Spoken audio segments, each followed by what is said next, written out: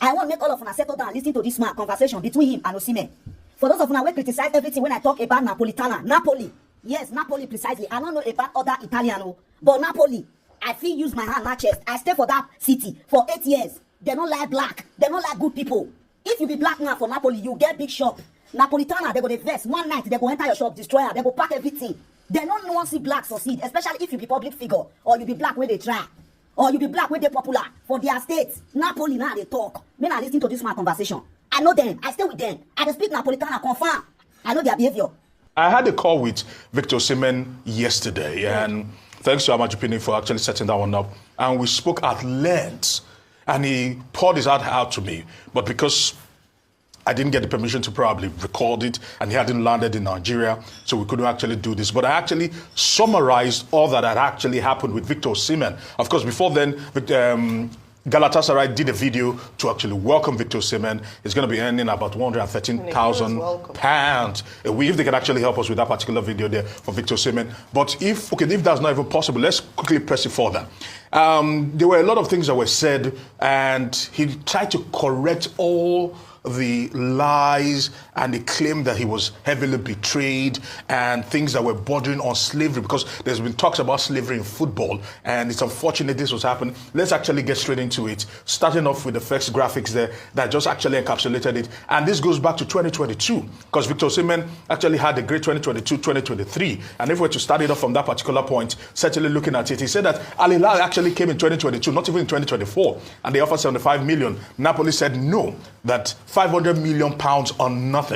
That scared them away. In 2023, PSG came, according to Victor Osimen, and he said that they said 150, they offered 150, and SSC Napoli turned it down. In 2023, they had a gentleman agreement between SSC Napoli, the club, Laurentiis, the president, and Victor Osimen, that Victor Osimen will get the release clause, 130 million, but that means that after 1 year, he will go. So he was meant to get transferred from the club this year. But the club did everything humanly possible to actually keep him in the club and tie him down to the club. And he said, things are not so well with me. Of course, PSG also came for the second time. 110 million they put on the table.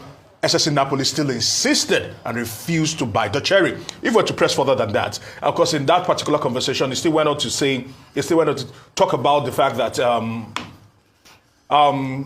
his mental health was heavily impacted after the whole coconut issue, the thing on TikTok and the rest of them. He said there was no going back afterwards. And things were happening within the club ranks that he could not speak about. And of course, when Antonio Conte came in, Antonio Conte pleaded with him that he should stay. And he told the coach, I love you, I would have loved to play with you, but things have deteriorated so bad that I cannot stay at the club.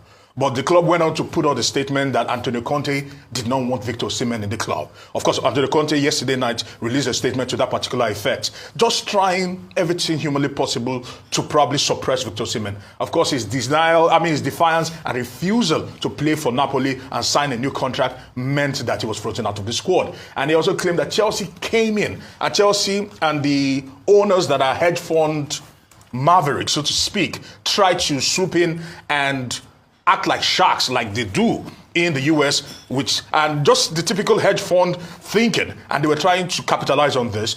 They were already bidding for Victor Osimen, talking with SSC Napoli, without talking to Victor Osimen, as far back as the 1st of August, according to Victor Osimen, if we were to press it further. And they were trying to do so much with Victor Osimen without even including him.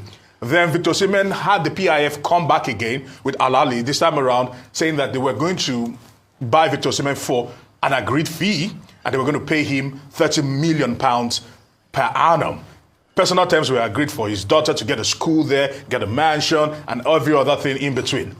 And SSC Napoli on the 29th found a way to scuttle that particular deal by moving the goalpost and insisting they wanted more and more. And they said they wanted 5 million more. Victor Osimen called the club and said, called Al Ahly and said, no problem, if they want 5 million, I will give them from my 30 million. To just make this move happen. And Napoli said no, they wanted the sell-on clause, they wanted more bonuses, they wanted this, they wanted that, and they ended up scuttling that particular deal. Of course, Al Ahly went on to buy Ivan Toney, and that was unfortunate. Then Chelsea, trying to become predators here, found out that Victor Osimen might become desperate, and they decided that they were going to do something very, very funny. They offered him about 130 million. 30 minutes after that particular deal with Al Ahly went off, they offered him £130,000 a week gross. And Osimen said, no, that 43% goes to the British government. 20% goes to the NHIS, I beg your pardon, which is compulsory. Yeah. And you still take £20,000 of that 130 for image rights.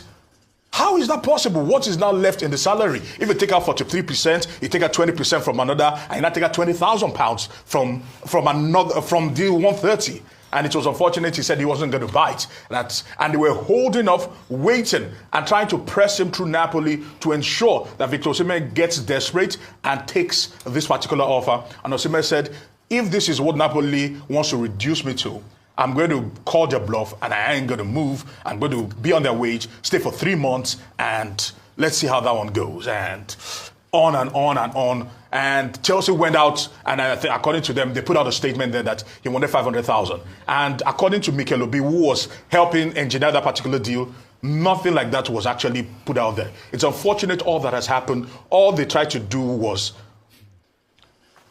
grind a man to a club where he said he wasn't part of anymore, he didn't want to play for anymore, and he didn't want to have anything to do with them. He didn't want to touch the club with a 10-foot pole, but they insisted and said, you must stay and do as we want, which is... Sheikh, I don't hear now. Sheikh, I don't believe everything when I talk about Napoli. I know them. So, men I leave them. Now so them day. They don't like good things. They don't want to see black person, particularly Nigeria. Make them rise, make them succeed. Now their lifestyle be that. I know them. They resist me. Deliver war. Napolitana.